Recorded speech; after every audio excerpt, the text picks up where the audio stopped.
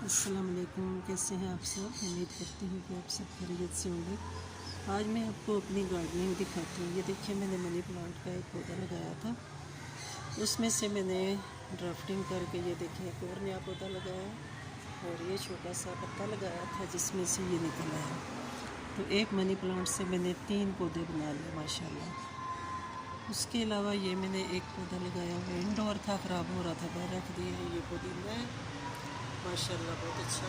ये देखिए, इसके अलावा ये एलोवेरा और ये मेरा न्याज़ बोर्ड और तुलसी भी इसे कहते हैं। देखिए, इसके भी छोटे छोटे बच्चे निकले हुए।